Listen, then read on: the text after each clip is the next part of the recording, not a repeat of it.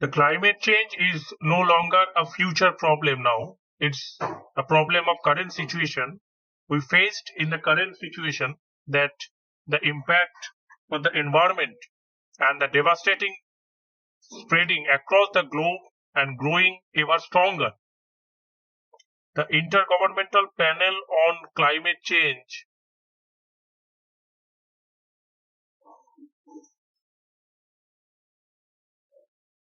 told a few months ago that we have a 50% chance of exceeding a 1.5 degree centigrade temperature threshold within the next few decades, but it may come earlier than expected. The experts assume that the condition is worsen more than ever before, and this situation will arise far more ahead of the preceding estimated time of 1.5 degrees threshold temperature value. The climate action so far has been characterized by the weak promises not yet delivered.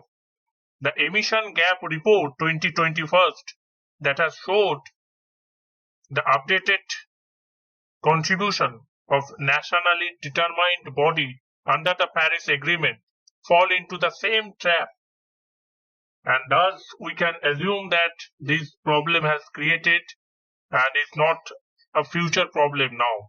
It's a current situation that we faced, and the problem arises already and we faced in everyday's life.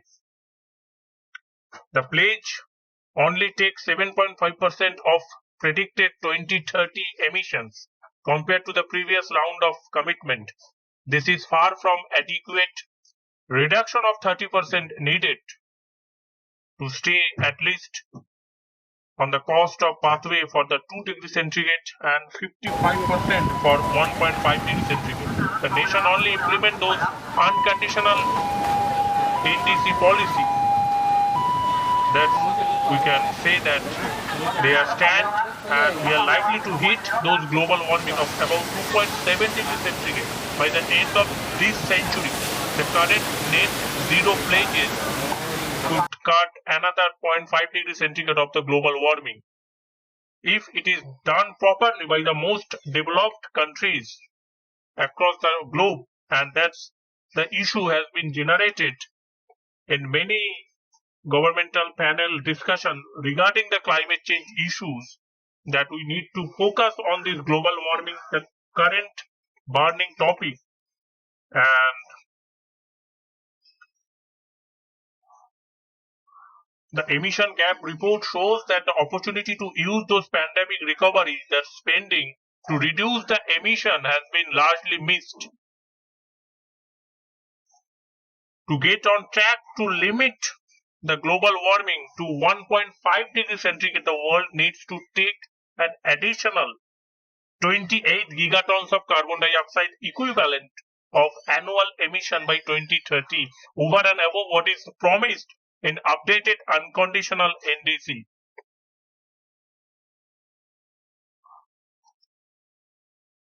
The 2 degree centigrade Paris Agreement target, the additional need is much lower, a drop in annual emission of 13 gigaton of carbon dioxide emission by 2030.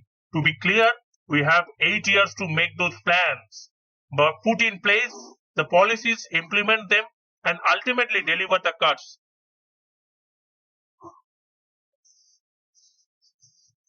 Nation must put in place the policies to meet their new commitment and start implementing them immediately to save the situation, save the environment, to tackle the situation.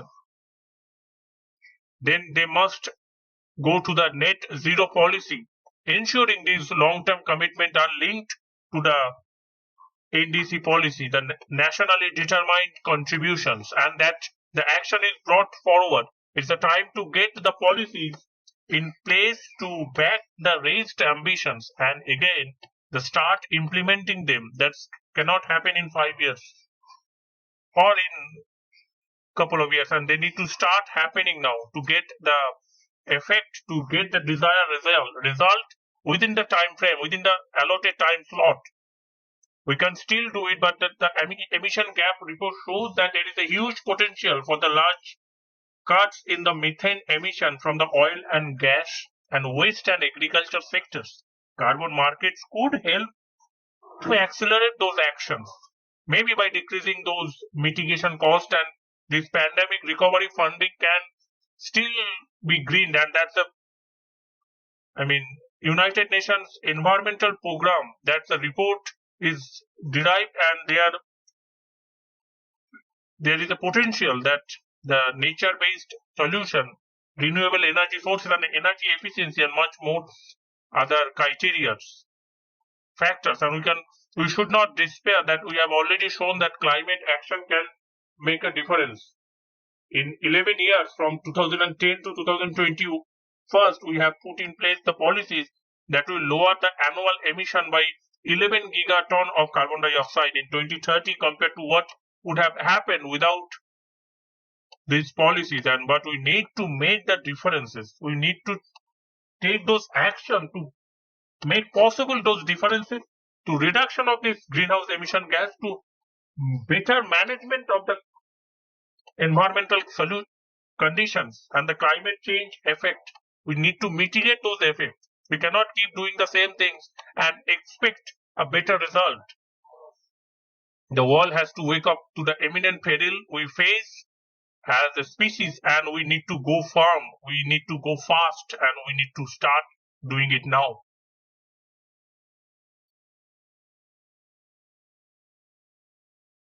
As of September 2021, 120 countries that represent just over half of the global greenhouse gas emissions that have announced their new nationally development contribution, and this new mitigation pledge for 2030 have shown some progress in the reduction, but their aggregate effect on global emission is insufficient.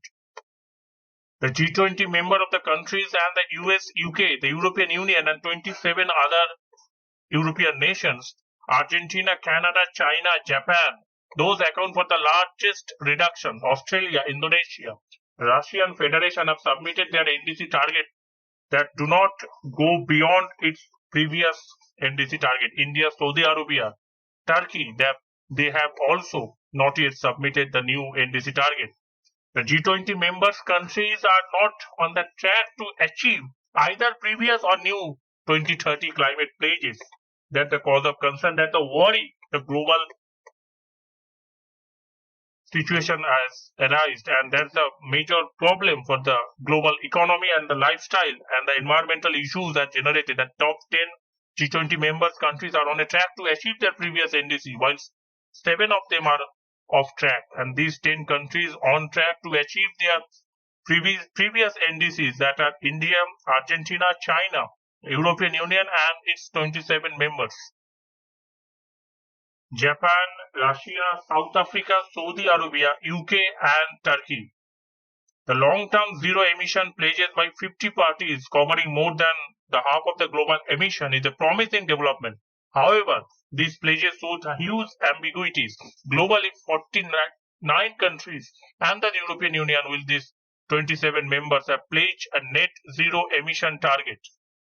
The emission gap remains large. The new climate pledge for 2030 have only limited impact on global emission, resulting in a reduction of projected 2030 emission by 7.5%, and 30% reduction in emission is needed to limit the warming to 2 degrees Celsius, and 55% reduction in emission to limit warming to 1.5 degrees Celsius. That's the overall scenario of this G20 member countries' contribution, and those countries who are not participating well or not performing well to maintain this global warming or climate change issues, we need to do with a combined effort. We need to unite together to tackle these global issues, the environmental and health situation that not degraded, and we need to